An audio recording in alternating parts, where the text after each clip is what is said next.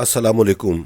मैं हूं नादिर हुसैन नादिर और आप देख रहे हैं अपना पसंदीदा चैनल शोबिज़ कलर्स। नाजरीन, कोहना मश्क सहाफ़ी मोहम्मद सरफराज नाज का ताल्लुक धुआं उगलती चिमनियों के शहर फैसलाबाद से है। वो तकरीबन 40 बरस से शोबिज़ की सरगर्मियों के साथ अमली तौर पर मुंसलिक हैं। इनके पास रोशनियों की दुनिया के बारे में बहुत से किस्से और ढेरों दास्तानें मौजूद हैं जो आपकी मालूमात और दिलचस्पी के लिए बहुत ज़्यादा मुफीद साबित होंगी। आज पाकिस्तान फिल्म इंडस्ट्री के सबसे मकबूल और सबसे बड़े अदाकार सुल्तान राही की 25वीं बरसी के मौके पर इनकी खूबसूरत यादों को ताज़ा करने के लिए हमने शोबिज़ कलर्स के देखने वालों के लिए मोहम्मद सरफराज नाज के साथ खसूसी नशिस्त का एहतमाम किया है। मुझे उम्मीद है कि आपको इनसे की जाने वाली बातचीत ज़रूर पसंद आएगी। आइए देखते हैं। अस्सलाम वालेकुम जी। वालेकुम अस्सलाम। सरफराज भाई, कैसे हैं आप? ठीक ठाक हैं? अल्लाह का शुक्र, आप सुनाए ठीक ठाक? अल्हम्दुलिल्लाह, अल्लाह का करम है। अच्छा सरफराज भाई, आज आपको जहमत दी है मैंने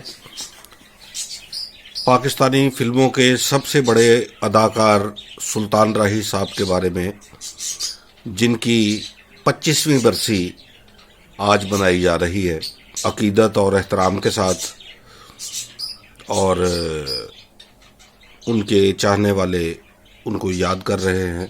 वो भूलने वाली शख्सियत भी नहीं है। तो आप सुल्तान राही साहब के बारे में हमें कुछ बताएं। कोई वाक़यात, उनसे कोई मुलाकातें कैसे हुई और आपने उनको कैसा इंसान पाया। अदाकार तो वो जैसे थे सारी दुनिया जानती है, तो आप इस बारे में ज़रा हमें और हमारे देखने वालों को आगाह करें। नादर भाई, आपका शुक्रिया। सुल्तान राही साहब की 26वीं मनाई जा रही है बरसी आज। अच्छा, मेरा ख्याल था 25वीं है। 26वीं बरसी है उनकी आज। आपको इल्म है कि काफ़ी अर्सा हम स्टूडियो में जाते रहे, मैं ताला फैसलाबादी, और कभी आप भी साथ होते थे। जी जी।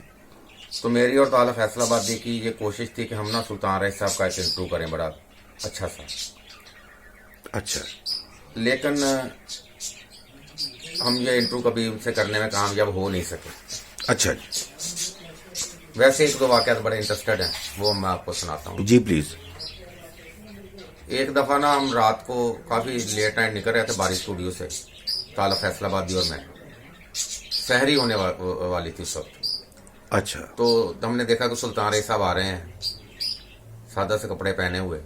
तो तालब साहब ने ना उन्हें रोक लिया। उन्होंने कहा, पुत्री की हाल चाल है? वो जानते थे, हमें देखते रहते थे हम भी उन्हें, वो भी। उन्होंने कहा ठीक है। तालब साहब ने कहा, देखें जी, आप हमें कितनी देर से हम आपसे जब भी मिलते हैं हम यही कहते हैं कि हमें इंटरव्यू दें और आप हमें वक्त ही नहीं दे रहे। तो सुल्तान राही साहब ना हंस पड़े। उन्होंने कहा कि यार, अब देख लें कि सहरी का वक्त है, सब मुसलमान रोजे रख रहे हैं, मैंने भी रखना है, आपने भी रखना होगा, और ईद की फिल्मों की डबिंग हो रही है, मैं देख लें डबिंग करवा के आऊँ। फिर उन्होंने ताला फैसलाबादी के गाल पे चुटकी भी काटी और कहा, पुत्री, मुझे जब भी टाइम मिलेगा ना, मुझे आप याद है, मैंने आपको इंटरव्यू ज़रूर दूंगा, बस वक्त की थोड़ी सी प्रॉब्लम है।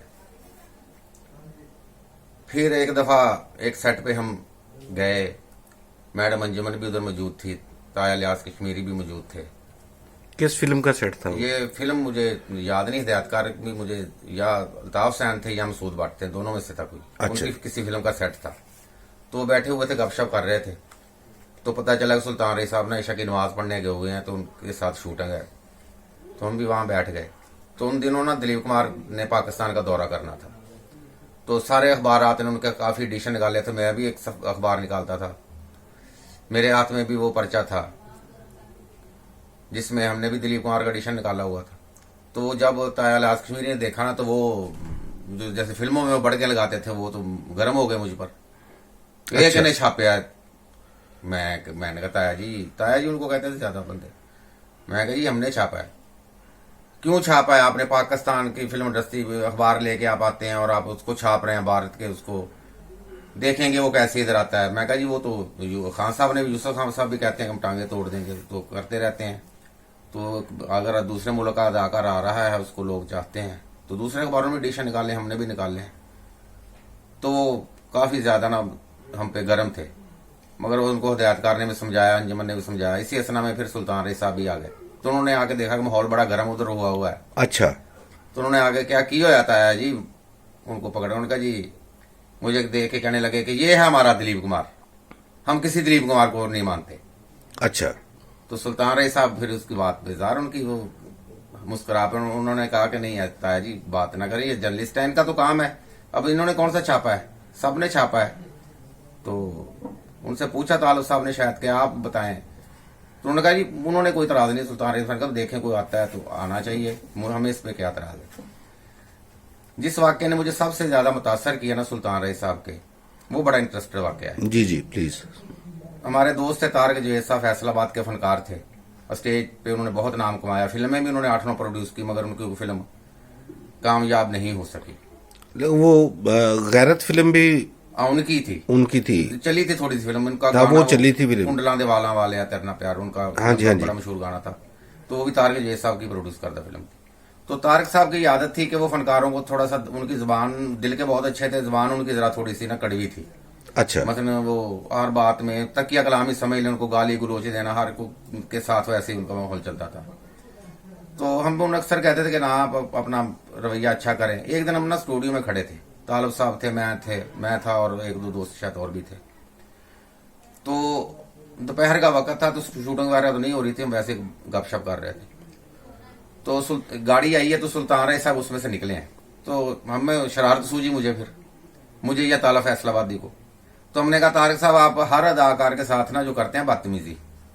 अच्छा। और आप हैं सीनियर, आपको कोई ना कुछ कहता नहीं, खामोश हो जाता है, और आप कहते हैं कि ये मेरी आदत है। अगर आपकी आदत है तो फिर आज सुल्तान रईस साहब के साथ आप करके दिखाएं बदतमीजी, तो फिर हम मान लेंगे भी आप वाकयातन आपका ये रूटीन है आपकी ऐसी। अच्छा। और तारक साहब ने कहा भी बात ये है कि मेरी ये आदत है, तो सुल्तान रईस के साथ मैं वैसे तो नहीं कर सकता, मगर मैं करके दिखा देता हूँ आपको। हमने कहा भी फिर जिम्मेदार आप खुद होंगे। उन्होंने कहा ठीक है, मैं खुद जिम्मेदार हूं, मगर तुम्हारी तसल्ली नहीं ना होती, तो मेरी ये आदत है, सब फनकारों को पता है। तो सुल्तान रईस साहब निकल के गाड़ी बंद कर रहे थे, अकेले थे, वो खुद ही ड्राइव करके आए थे। तो उन्होंने आवाज लगाई है, ओ सुल्तान इधर आओ। तारक जवेद साहब ने। अच्छा जी। अब सुल्तान रईस के अरूज का जमाना है, तो पाकिस्तान फिल्म इंडस्ट्री के अकलौते सब को लेके चल रहे हैं। जी बिल्कुल। और उन्हें ज़ाहिर है, ये भी आपको पता है कि मामूली बात नहीं थी, इस तरह को सुल्तान रईस को तो नहीं बुला सकता था, मगर तारक साहब ने ये कर दिखाया। तो सुल्तान रईस साहब ने देखा हमें, तो वो मुस्कुरा दी और आ गए फिर वो हमारे पास। अच्छा। तो आके उन्होंने बड़े अच्छे तरीके से हाथ मिलाया सबके साथ, और तारक साहब से कहा जी की हुक्म है मेरे वास्ते। हम बड़े हैरान थे, हम तो देख रहे थे कुछ और रिस्पांस देंगे सुल्तान रईस साहब, अच्छा, गुस्सा करेंगे या कोई हाथ छोड़ेंगे या कुछ करेंगे, लेकिन नहीं, उन्होंने तो खुद पूछा कि बताएं तारक साहब क्या हुक्म है। वो कहने लगे कि नहीं हुक्म कोई नहीं आगा साहब, वैसे ही थोड़े ना वास्ते जरा दोस्त आए सन, तो मैं कह थोड़ा तार शायर करवा दिए। सुल्तान रईस साहब मुस्कुरा दिए। उन्होंने कहा जी और कोई मेरे लिए खिदमत है बताएं। हमें भी पूछा उन्होंने, उनका नहीं, बहुत बहुत मेहरबानी है आपकी। फिर वो चले गए। यानी कि ये सुल्तान रईस साहब की जो कह लें आप अजमत कह लें, उनको अजमत कह लें उनकी, कि उनके जो फनकार है उनके बराबर भी नहीं है, उनका जूनियर कह लें उनका। और उन दर्जे में फिर जो फिल्म इंडस्ट्री में दर्जे बंदी, उसमें तारक साहब का तो किसी भी मसले में नाम था, लेकिन उनकी बात का भी कोई गुस्सा नहीं किया। और आखिरी जो मैं सुनाना चाहता हूँ आपको बात, कि जिस रात वो कत्ल हुए हैं ना जी, तो मैं करंट रिपोर्ट अखबार का एडिटर था जी। तो उस वक्त मोबाइल का तो कोई जमाना नहीं था। मुझे दोपहर 1 बजे हमारा अखबार चल जाता, शाम का अखबार था, तो प्रेस में चला जाता। तो मुझे लाहौर से फोन आया, शाहरुख हमारे एक दोस्त थे, अदाकार भी थे, वो नारवी में होते हैं, उनका फोन आया है। उन्होंने मुझे बताया कि भाई अपना फौरी तौर पे ज़मीमा निकालो फैसलाबाद में, वो पता है कि जो मुकाम हुआ है क्या हुआ। उन्होंने कहा जी सुल्तान रईस रात कत्ल हो गया। मैंने कहा जा तू झूठ ना बोलिया कर, एवं खाम खा गलत बात ना करो। उसने कहा यार मैं सच बात बता रहा हूँ, आप ज़मीमा निकालना चाहते हो तो निकाल लें। उन दिनों ना ज़मीमे का शाम के वक्त फरोख्त होने का बहुत ज़्यादा रुझान होता था। जी और अखबारात निकालते थे शाम के। जी जी। मगर मैंने ना उनकी बात को सीरियस लिया ही नहीं। मैंने कहा नहीं तुम, उसने काफी इसरार किया कि आप छापें छाप लें, कुछ पूछना है पूछ लें। मैं कहा पता है हमको पूछना आपसे क्या, सारी मालूमात है। तो फिर वो 4 बजे वो लाहौर से फिर जमीमा जब आके फरोख्त होना शुरू हुआ फैसलाबाद में कि सुल्तान रही के ऐसे हुआ है, रात कत्ल हो गए हैं। तो फिर बड़ा दुख हुआ, बड़ी तकलीफ हुई। आई थिंक 96 की बात है ये। हाँ जी बिल्कुल। 1996 में। जी मैं सरफराज भाई उस वक्त लाहौर किसी काम से गया हुआ था, तो मेरी भी वापसी हो रही थी। जी। तो जब गाड़ी मेरी वहां से गुजरी है लक्ष्मी चौक से, हाँ जी, तो वहां जमीमा फरोख्त हो रहा था कि सुल्तान रही कत्ल हो गए। जी हाँ। तो मेरे लिए भी ये मतलब एक अनबिलीवेबल बात थी। वो असल में उनकी फिल्में चल रही थी, इंडस्ट्री में फिल्म को लेके साथ चल रहे थे और हर बंदा उन्हें पसंद करता था, हम भी उन्हें पसंद करते थे। फिल्में उनकी चल रही थी। तो जब इतना बड़ा एक्टर हो तो इस तरह अचानक खबर मिले तो फिर बंदे को जरा मुश्किल से यकीन आता है। तो हाँ जी। सबसे अच्छी जो सुर्खी उनके कत्ल पे लगाई थी अब्बास अतर साहब ने कि राहों में मारा गया। तो हाँ जी, बड़ी खूबसूरत। हाँ, तो बहरहाल उनकी फिल्में आज भी चल रही हैं, देख रहे हैं लोग। मगर उनके बाद देख रहे हैं फिल्म इंडस्ट्री खत्म हो गई।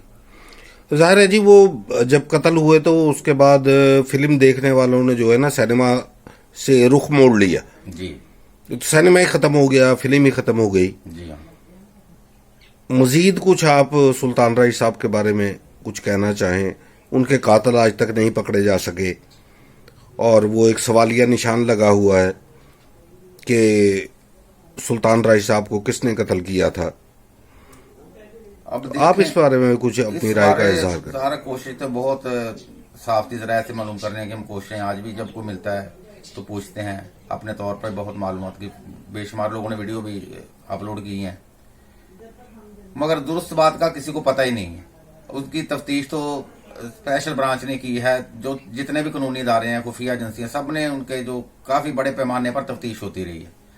और सब ने जो उनका ड्राइवर था एहसन, उसका हाजी एहसन शायद उसका नाम था, फाइटर था जो, तो राजदां भी था उनका, उसको भी काफी हरासा रखा, तशद्दुद भी उस पर काफी कहा।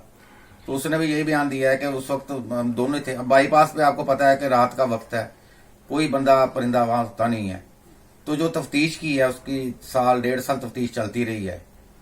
तो वो कानूनी इदारों को कोई ना कोई बात ना सामने जरूर लानी चाहिए थी कि मसला, क्योंकि वो तफ्तीश में होगा ना कि क्या हुआ या क्या नहीं हुआ। कातिल तो उनके नहीं पकड़े गए, अगर पकड़े जाते तो ज़ाहिर पुलिस का बहुत बड़ा कारनामा होता। नहीं, आप क्या समझते हैं कि फिर उनके कातिलों को छुपाया गया है, या कोई ऐसी बात थी, या कोई ऐसा खुफिया हाथ था, या ऐसी कोई बहुत बड़ी शख्सियात थी जो इसमें मुलव्वस थी? नहीं, मैं किसी साजिशी थ्योरी पे यकीन नहीं रखता, क्योंकि हम भी सफर करते रहते हैं। बाईपास आज भी जो किसी भी आप चले हैं बाईपास पे तो वीरानियों का राज होता है, डाकाजनी रोजाना खबरें छपती हैं कि होती रहती हैं, और अंधेरे में पता भी नहीं चलता कि कौन है सामने। मे भी जिन्होंने कत्ल किया उन्हें पहचान ही ना हुई हो, या सुल्तान रही साहब उन्होंने बहुत इसको नॉर्मल लिया हो कि चलें मुझे पहचान लेंगे तो शायद कुछ नहीं कहेंगे, शायद कोई ऐसी। अब वो तो फिर अल्लाह जानता है बेहतर। तो ड्राइवर ने तो खुद बयान है कि वो तो जब फायर की उसने आवाज सुनी वो तो कहता है मैं खेतों में भाग गया हूँ डर के मारे। वो ही बता सकता था, ऐनी शाह तो वही था। अगर वो थोड़ा सा देख लेता, छुप के देख लेता कुछ, तो फिर बात थी। और बाकी अगर कुछ उसमें मुलव्वस था, कोई बड़ी शख्सियत मुलव्वस थी या कोई साजिश थी, तो वो तो कानूनी इदारे ही बेहतर जानते हैं, उनको सामने जरूर लानी चाहिए थी बात। चलिए सरफराज साहब, आपका बहुत शुक्रिया जी। आपने अपना कीमती वक्त दिया है हमें, और जिस तरह से आपने सुल्तान रही साहब के बारे में बताया कि वो कैसे इंसान थे। अदाकार के बारे में बात नहीं मैं कर रहा, क्योंकि अदाकार तो कोई शक ही नहीं है इसमें कि वो कितने बड़े अदाकार थे, तो वो बहुत बड़े इंसान भी थे, इसमें कोई शक शुबा नहीं है। कि जैसे आपने इलियास कश्मीरी साहब का वाक़या बताया, तो उस पर जो रिस्पांस सुल्तान रही साहब ने दिया वो उनके एक बहुत बड़े इंसान होने की अलामत है। हमारी भी दुआ है कि अल्लाह पाक उन्हें गरीक रहमत करे, उनके दर्जात बुलंद करे। आपका बहुत शुक्रिया। Thank you. आपको अगर हमारी आज की ये वीडियो पसंद आई है तो इसे लाइक करें और हमारे चैनल शोबिज कलर्स को सब्सक्राइब करते हुए साथ बने बेल आइकन के निशान को जरूर प्रेस कर दें ताकि हमारी हर नई वीडियो आप तक सबसे पहले पहुंच सके। अपनी दुआओं में याद रखते हुए अपना भी बहुत ज्यादा ख्याल रखिएगा। इंशाल्लाह जल्द ही फिर मुलाकात होगी। इजाजत चाहता हूँ। अल्लाह हाफिज।